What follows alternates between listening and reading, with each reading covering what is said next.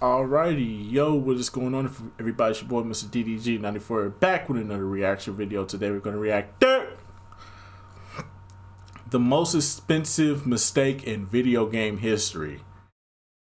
Well, there were two expensive mistakes in video game history, but I think the one we're going to go over today is the one that has to do with the hardware. And then there was another one that happened that has to do with online, but that was a long time ago. You know what I'm saying? But this one right here is more prevalent today.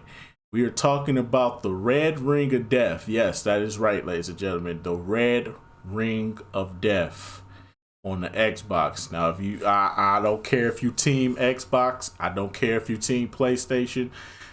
We gonna do this, cause right after this one, next weekend we gonna talk about the PSN hack. So I told y'all we was gonna do this.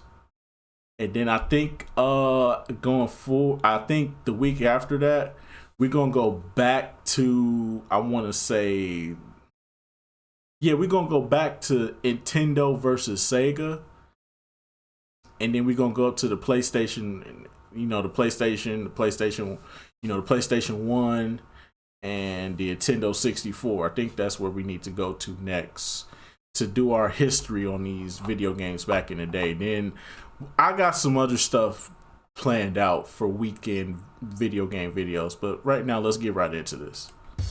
Like Frosty the Snowman in the Bahamas, some faulty Xbox 360s are literally melting down while running certain games. Microsoft is facing a potentially huge possible class action lawsuit. One Xbox has been sent back 3 times. The red rings are the hottest thing on some Xboxes, literally.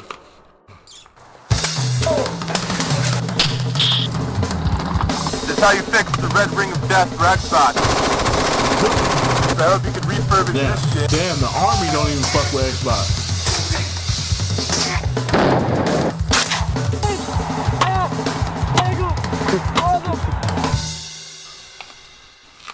For years, Nintendo and Sega had been locked in a mortal battle for supremacy, known as the Console Wars. By undercutting Nintendo on price and targeted ads which claimed the Genesis does what Nintendo doesn't quite have the capability of doing, Sega had just barely clawed their way to the top. At the very first E3 in 1995, Sega sauntered onto the stage with an ego so big it could be seen from space. Their new console, the Saturn, was pitted against the newcomer, Sony's PlayStation. After announcing that the Saturn would be available that very same day, Sega cockily announced the price.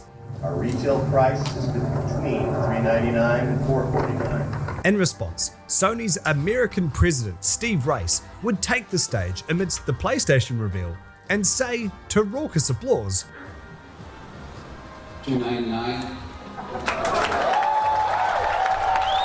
On launch, the PlayStation sold more units in 2 days than Sega did in 5 months. Dang. Sega no longer makes consoles. In the battle for console supremacy, one mistake can cost your company everything. Fast forward to the early 2000s. Sony has been dominating for years, and Nintendo is close to giving up competing on hardware like they used to and start making consoles named after bodily fluids instead. Microsoft had also splashed onto the scene with a black and green console emblazoned with a logo that looks like a sourdough loaf, which may have been intentional. Unfortunately, the gaming industry couldn't handle more than one shape-themed console, and Nintendo's GameCube was unable to capture the market. This meant that the Xbox's real competition came from Sony's PlayStation 2, following the massive success of the PlayStation 1. The PlayStation 2 had excellent brand recognition. It also had a built-in DVD player, back when those were still expensive, so you could convince your mum that even she could use the PS2 to watch,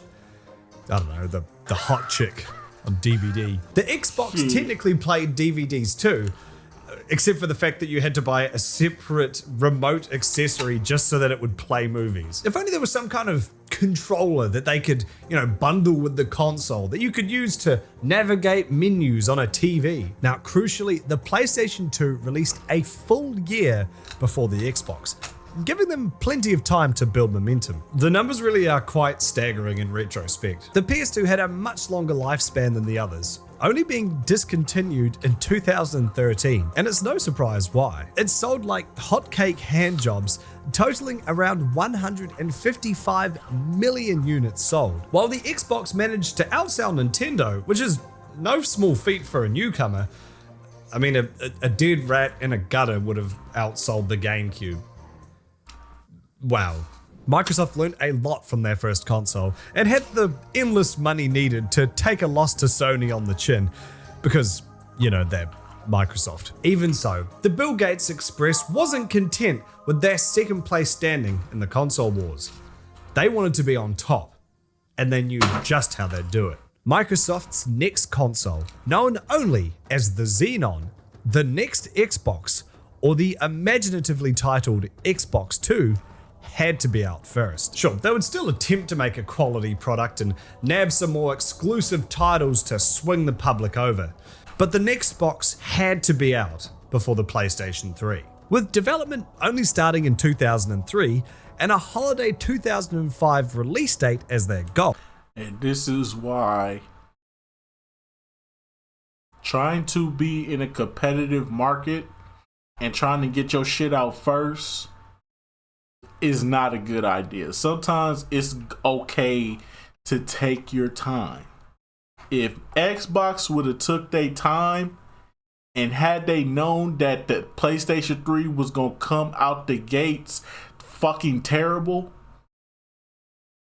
the PlayStation 3, did I say Xbox 3 or PlayStation 3? PlayStation 3 was going to come out the gates terrible. Xbox could have easily won this battle. Xbox could have easily won this fucking battle. But trying to jump the gun, trying to make your shit come out quicker than everybody else's, you fucked yourself. You played yourself. If you would have just stuck to the plan and decided to come out around the same time that PlayStation was getting ready to drop theirs, y'all would have been in a better spot because your console would have been better. You wouldn't have to really deal with the red ring of death like that. But no, you had to push the consoles forward as quick as possible instead of really trying to make sure that this shit is going to be working out the gate. See, normally a mistake like this kills franchises. The fact that, but it's Microsoft though. I do have to agree, it's Microsoft. It's not Sega. Okay, because somebody like Sega did this right out the gate. Sega wouldn't even shit. Sonic would probably be owned by Sony. Let's be real. Sonic would probably be owned by Sony. Sega wouldn't even have the rights to their IPs no more. Sega would be broke. Sega wouldn't even fucking exist right now if they did what Xbox did. The team had a near impossible task ahead of them. They would have to think outside the Xbox, cut corners like it's crunch time at the Circle Factory, and pray that nothing went wrong. In May of 2005, Microsoft announced their next console, the Xbox 360. Not at E3, mind, but on a flashy, overproduced, painfully 2000s broadcast on MTV, hosted by Elijah Wood with musical performances by The Killers, which take up about 50% of the broadcast. There were appearances by Lil Jon, Tony Hawk, Sway, and the guys from Pimp My Ride, who pimped out an original Xbox. The best way to describe the entire thing is confused more than anything. Like, the producers at MTV were terrified that gaming was still too nerdy for their normal viewer base. So for every 10 seconds of actual console information, there's 5 minutes of musical interludes and celebrity interviews that had nothing to the reveal. The actual nerdy reveal occurred later that month at E3 2005. The team had learned a lot from the original Xbox, namely to make a controller designed for human-sized hands. The 360 had a whopping 512 megabytes of RAM, a beefy hard drive, in a time when everyone was used to memory cards, and they finally figured out that DVDs could be controlled by the controller that everyone already knew how to control. This controller wouldn't be the only piece of hardware slimmed down from the previous Xbox, as the box itself also went on the Jenny Craig diet, featuring sultry curves that made it the first fuckable console. This meant that space was at a premium, forcing the poor power supply out into the cold. Temperature was also a major concern, with the components so tightly packed together, achieving good airflow to combat overheating would be a challenge which almost cost them everything. The 360 launches and it goes ballistic. This was largely thanks to their $399 price point, the great library of launch titles, and the fact that it was just a great console. But crucially, they were also first. Not only had Microsoft's mad dash to the finish line put them ahead of the competition, Sony's own hubris all but handed the reins over to Xbox. In 1995, Sega had cockily taken the stage and announced their new console, only to be blindsided by the plucky underdog PlayStation. 10 years later, Sony cockily took to the stage to announce their new console, the PlayStation 3, stating that the next console generation doesn't start until they say so. The presentation is infamous for one reveal in particular: the price. Like Sega had done all those years ago, Sony incorrectly assumed that brand loyalty would overcome any price point and dropped the console at $499 for a 20GB model, or $600 is ridiculous. for the 60GB. $500 to $600 for a fucking console was fucking ridiculous, bro. And had Xbox just held out a little longer, y'all could have easily beat these niggas, cause nobody was paying these prices for these fucking games. If only Xbox had just fucking waited. Model. Microsoft was ecstatic. Not only was their console out a full year before Sony's, but the outrageously high price would turn away all but the most diehard Sony fans and the US Air Force. Everything was coming up Bellhouse, but there was something lurking in the background. You see, in their mad dash to get the 360 out in time, there were a few issues with the console's design. To Microsoft, their desire to beat Sony outweighed whatever problems might arise from these flaws. Of course, had they known the actual scale of the problem, they never would have sent it out to production. At the height of the 360's popularity, one console was coming off the factory line every 4 seconds, yet only around 50% of these newly birthed consoles actually worked. For comparison, a normal production run would expect a 90 to 95% success rate. Unable to sell these broken consoles, Microsoft instead shipped them to a warehouse that they referred to as the Bone Pile. At one point, this bone pile had over 500,000 broken units that they hoped to one day fix and sell, if not for one problem.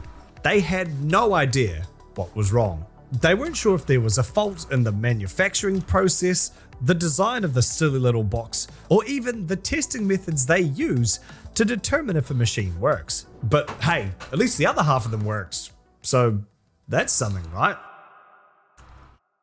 Several months after the 360's launch, people began to report issues with their console. These sabotaged systems were afflicted with one ailment in particular: a red ring flanking the power button. These rings, usually used to indicate how many controllers are plugged in, would turn red when there was an error. Depending on the amount of rings, a different error would be represented, but the most infamous one was 3 red rings, a general hardware failure. This error indicated that something internally is so fucked that it couldn't even spit out an error message on your TV and only had the wherewithal to light up the 3 LEDs. This quickly became known as the Red Ring of Death, a play on the equally infamous blue screen of death from Microsoft's other failed game console, the PC. No. The name Red Ring of Death always bothered me because it's more like a 3/4 of a ring of death. Ironically, the full Red Ring of Death is actually a pretty minor issue that usually just means your AV cable isn't plugged in properly. In the early days, Microsoft swept these reports under the rug, either maliciously to protect their brand, or because they had no idea how widespread the problem was. Immediately following the console's release, they claimed that it had the industry standard failure rate of around 3 to 5% when you ignore the literal graveyard of stillborn Xboxes piling up in some Taiwanese warehouse. This might not have been a lie. After all, it took several months of use for the Red Ring of Death to appear.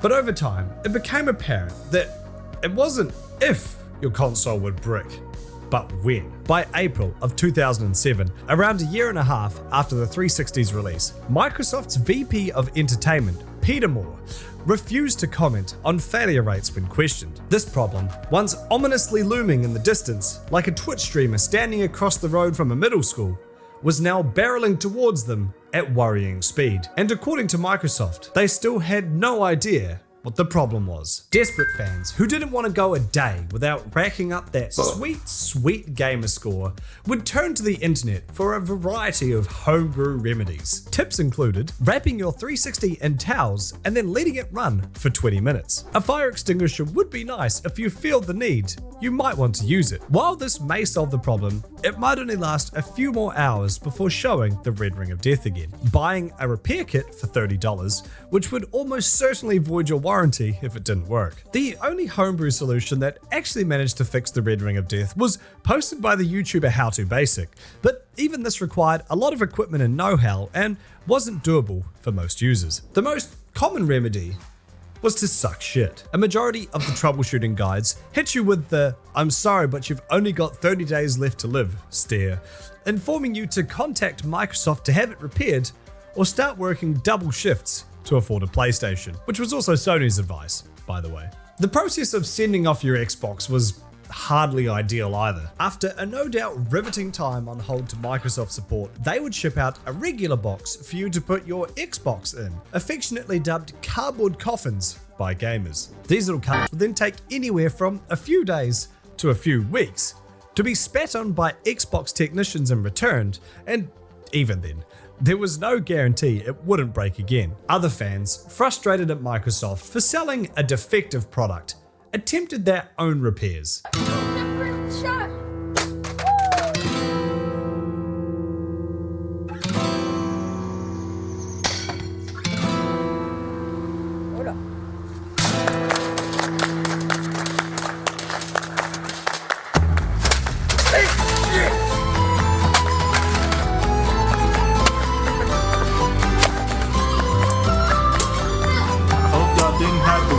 Still in effect,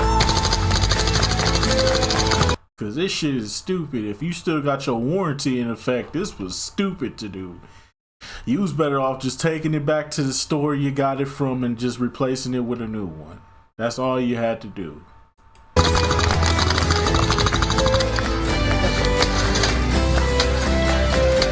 If your warranty was out, then I don't blame you. Shit. The situation was dire behind the scenes, with the bone pile only getting bigger and the cause of the Red Ring of Death still a mystery. The team had to do something. They made the difficult decision to shut down production of the Xbox 360 until they could figure out what the issue was once and for all. Of course, this only solved the problem for unborn future Xboxes, but did nothing for the millions of defective consoles that had illegally crossed the Mexican border, taking jobs from hard-working, reliable consoles. Were they to cover the repairs for those units, the cost of shipping, repairs, extending the warranties, and government-mandated apology kisses wouldn't be cheap. Their financial department estimated it would cost around $1.15 billion, but doing nothing would cost them even more, the entire Xbox brand. Peter Moore was to meet with Steve Ballmer, Microsoft's energetic CEO, and deliver him the bad news. He said, "What's it going to cost?"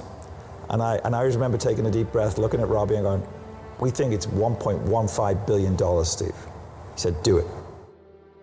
Only a few months after Peter Moore refused to comment on failure rates, he put out an open letter addressing the issue. To our Xbox community, you've spoken, and we've heard you. Good service and a good customer experience are areas of the business that we care deeply about.